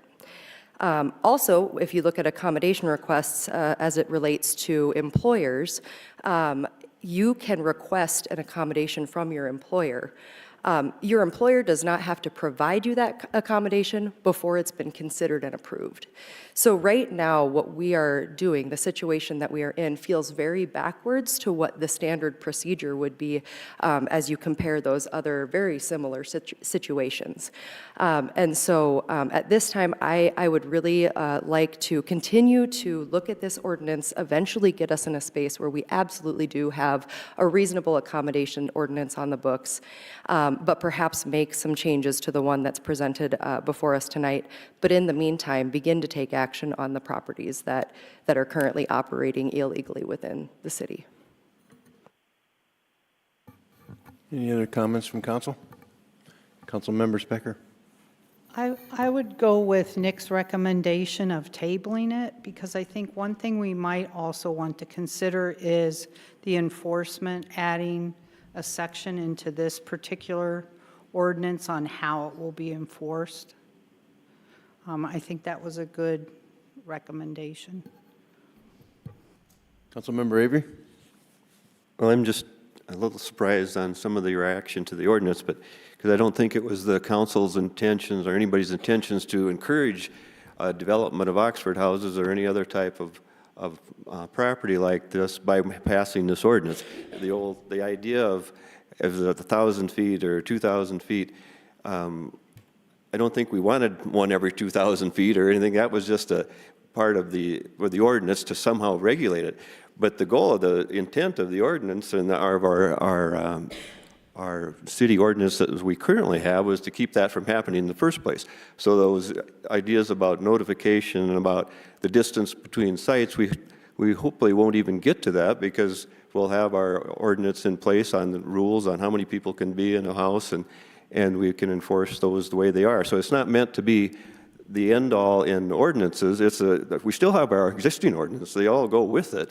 That's a supplement that lets us deal with a situation like this in a orderly fashion. So I would say that it's not our intent to make this easier for anybody to violate our laws, just a way to deal with when it happens. So just to be clear. Yeah, good question. Bree, do you have any questions, comments? So sorry. I would just agree with what other council members have said. I am uncomfortable with some of the numbers in here, and I understand of how we came to the numbers in the ordinance, and that we want to be standard among our other other ordinances. But I don't want to assign just an arbitrary number to them if we were to amend them tonight. I do want to be mindful of how this ordinance is amended. So I would move to table this ordinance. I would second that motion. Okay, it's been moved and seconded to table this ordinance. Steve, you want to make a comment? Just a brief comment that a motion to table without a specific date is not debatable by the council. And I just want to point that out to Bree, that there wouldn't be any discussion as to bringing it back on a particular date. It can always be brought back if it is tabled at any time at the request of two council members, but there wouldn't be any debate as to whether or not this ordinance would be tabled unless you put a specific date on it. Bree, would you be comfortable with a friendly amendment to bring it back on September 24th? Yes. Can I provide some reasoning quickly? I just had made a motion to table it without a specific date, because from what I heard from other council members is that they wanted to be in a space where they could be more mindful of this. So I did not have a specific date in mind. However, I do accept the friendly amendment.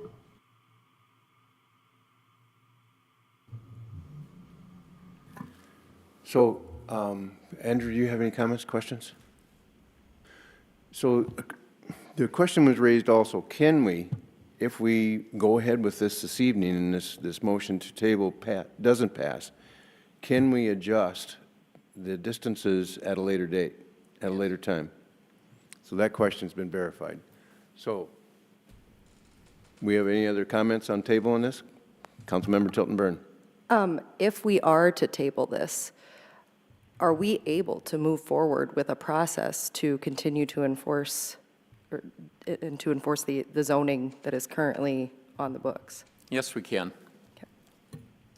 It's obviously a complex consideration.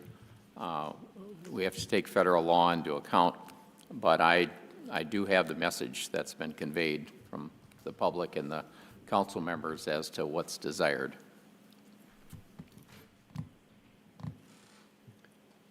Anybody else have comments on this particular item yet? Since we're tabling, is it just council or? Could I clarify with Nick, was your motion then to table to a specific date? I wasn't sure I heard everything Bree said. If her original motion was to table it, I attached September 24th as the date to reconsider. Okay. And that's acceptable to you, Bree? Yes, since it does have a specific date, does that mean that we can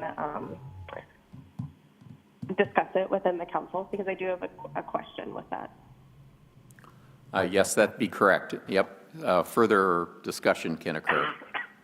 So Steve, Okay. in the My meantime, we question can't is change anything on it. just We to just put it back off the the table other and then council discuss members and wondering their disposal. feedback on Correct. that they wanted to be in a space where they could be mindful of this. Is just the next meeting enough time to rework these numbers within ourselves and within staff to then bring a potentially new ordinance?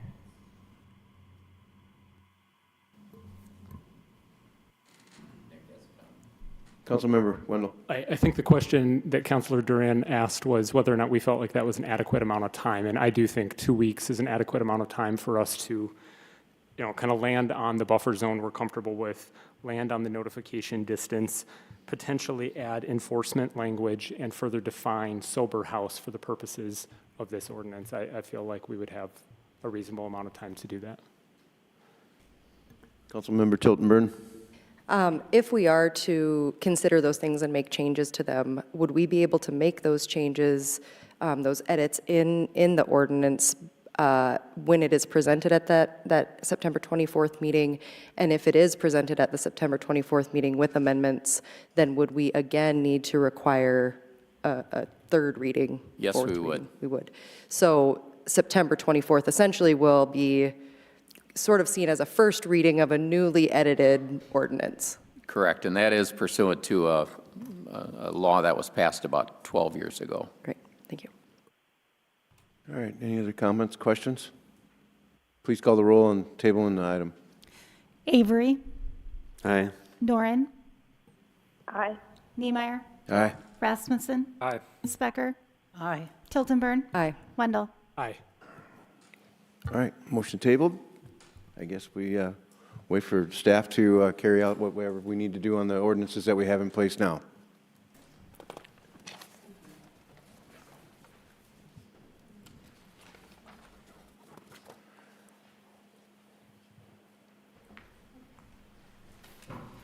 Okay, item 10C, public hearing and action on ordinance 24-030, an ordinance to permit by conditional use a major home occupation hair salon on Lot 1 in Block 3 of Moriarty Edgebrook Addition, also known as 1635 17th Avenue South.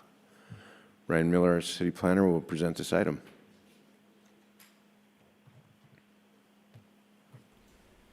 Mayor and members of the commission, ordinance 2430 is a ordinance to permit by conditional use a major home occupation hair salon at 1635 17th Avenue South. The applicant is the homeowner, Diane Nelson, who wishes to operate a single chair hair salon within the residence. This is required as a conditional use in the residential zoning district. They did submit the application, which did go through Planning Commission, received anonymous approval for a conditional use permit. The recommendation made to City Council was anonymous approval for the hair salon. They do meet all the requirements on our checklist for major home occupations, and it comes with a staff recommendation as well as that Planning Commission recommendation for approval. All right, thank you, Ryan. Entertain a motion to approve. So moved. Second.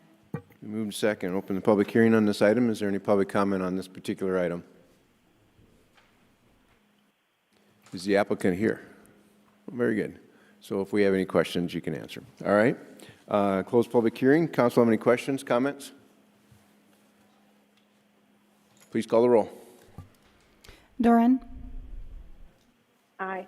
Niemeyer, Aye. Rasmussen, Aye. Specker, Aye. Tiltonburn, Aye. Wendell, Aye. Avery. Aye. Okay, motion passes. Item 10D, second reading and action on ordinance 24-029, an ordinance certifying the 2025 City of Brookings property tax levy to the Brookings County Finance Officer. Ashley Wrench, our financial director, will present this item. Good evening, Mayor and members of the council. This is the second reading of Ordinance 24-029, certifying the 2025 property tax levy to the Brookings County Finance Officer. State law requires municipalities to certify tax levies included in the annual appropriation ordinance to the county finance officer by October 1st each year. As Jake alluded to in the budget presentation, the city's levy is computed by taking the amount that was certified last year plus factors for growth and consumer price index, which are provided to us by Brookings County. To calculate the levy for 2025, the growth factor is 2.1324%, and the consumer price index is 3%. The total property tax increase for 2025 is approximately $205,000 for a total of just under $4.2 million. No changes have been made since the first reading, and staff recommends approval of this ordinance as presented. I'll stand by for any questions. Thank you. Thank you, Ashley. Entertain a motion to approve. So moved. Second. Been moved and seconded. Any public comments on this item? Close public hearing. I don't want to forget you, Bree. Do you have any comments on this item? No, thank you. All right. Council, questions, comments? Please call the roll. Niemeyer. Aye. Rasmussen. Aye. Specker. Aye. Tiltonburn. Aye. Wendell. Aye. Avery. Aye. Doran. Aye. All right, motion passes. Item 10E, second reading and action on ordinance 24-028, an ordinance granting a franchise to Mediacom Minnesota LLC to construct, operate, and maintain a cable television system in the city of Brookings, South Dakota, setting forth conditions accompanying the grant of the franchise, providing for regulation and use of the system, and prescribing penalties for the violation of its provisions. Steve Britzman, our city attorney, will present this item. Thank you, Mayor. This would be the second reading of a 10-year cable television franchise ordinance providing for a franchise fee of 5%. The ordinance is unchanged since the first reading and is comprehensive to address a number of issues that we've had concerns with. However, we have a long-standing relationship with Mediacom. I think that is quite good. Nothing is perfect, but we do hope that we don't have issues going forward, and I recommend approval of this franchise. Okay. Entertain a motion to approve. So moved. Moved second. Is there public comment on this item? Seeing none, council have any questions, comments? Bree? No, All right. thank you. Please call the roll. Rasmussen. Aye. Specker. Aye. Tiltonburn. Aye. Wendell. Aye. Avery. Aye. Doran. Aye. Niemeyer. Aye. Okay. Item 10F, public hearing and action on a special event temporary alcohol application. And Bonnie Foster will present this item. Mayor and council members, the Brookings Area Chamber is requesting a special event alcoholic beverage license for a downtown watch party for the SDSU versus UNI game on October 5th. This event will be held in the 300 block of Main Avenue. Kelsey Doom, Chamber representative, is here this evening. If you have any questions for her about this event, staff does recommend approval. All right. Entertain a motion to approve. So moved. Second. Been moved and seconded. Open up the public hearing. You want to do a little advertising here, Kelsey?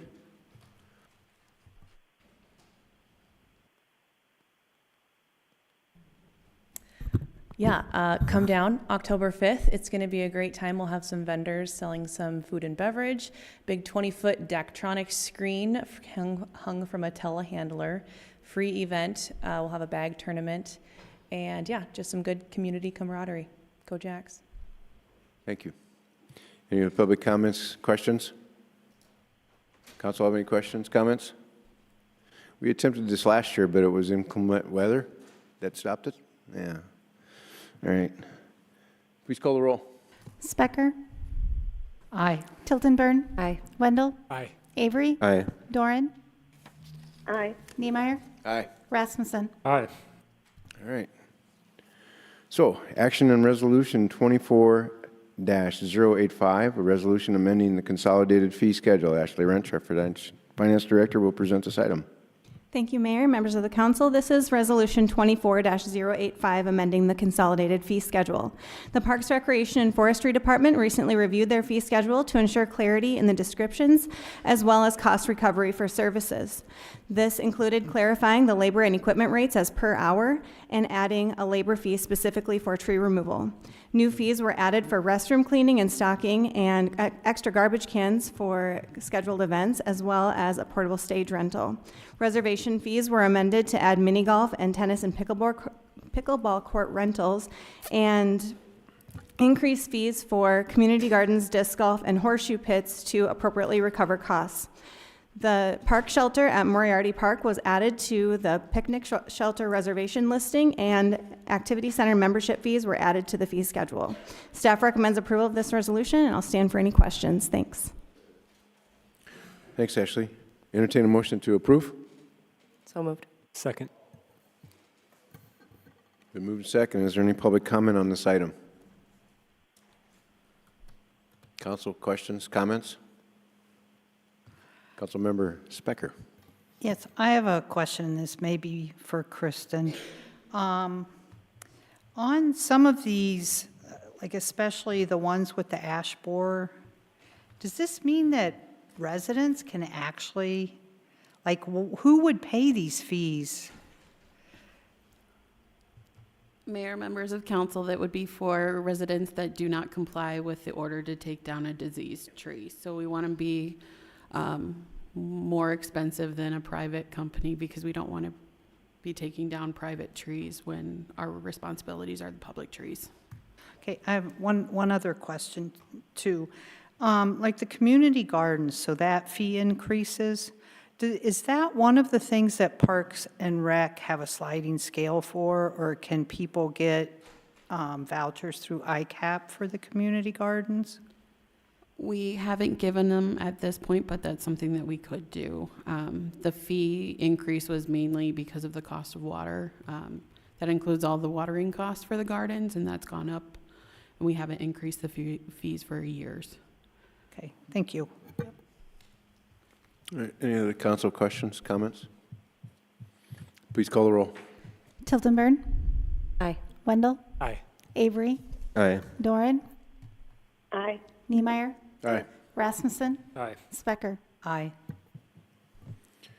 Okay, next regular meeting is the 24th, and obviously we have one tabled item that we know we'll see again. Right now, we had no first readings, so we don't have any second readings except, well, there is a first reading on modifying the speed zone. Bid award on concrete project and Parks Trail project. Otherwise, we do have study session next week on the 17th, starting at 6 o'clock on the IM-28. Paul, you want to make comments on that? Yeah, City Council specifically asked for individuals to come and present to help educate the public on IM-28.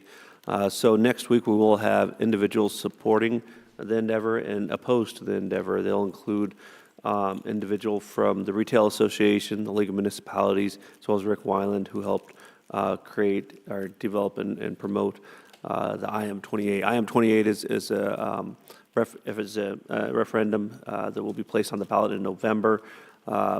That reduces the amount on consumable goods. So once again, this is an opportunity to help educate the public as requested by City Council. All the information that they will present will be included in the packet for individuals that can't attend, and the meeting will be recorded so individuals can watch it again later. All right, thanks, Paul. And then also remind that we do have study session number 2 for our budget, and we'll have a report from the Assistant City Manager. Is there any other future topics that the council would like to have considered? That being said, we're going to go into executive session. There will not be any action taken afterwards, and there will be a motion to adjourn immediately after executive session is done. Item 13, executive session. Enter into executive session pursuant to 1-25-2.1 for the purpose of discussing the qualifications, competence, performance, character, or fitness of any public officer or employee or prospective public officer or employee. Their term employee does not include any independent contractor, and pursuant to SDCL 1-25-2.3 for the purpose of consulting with legal counsel or reviewing communications from legal counsel about proposed or pending litigation or contractual matters. And pursuant to SDCL 1-25-2.5 for the purpose of discussing marketing or pricing strategies by a board or commission of a business owned by the state or any of its political subdivisions when public discussion may be harmful to the competitive position of the business. Entertain a motion to enter in an executive session. So moved. Second. All those in favor say aye. Aye. Aye. Those opposed? We're in executive session.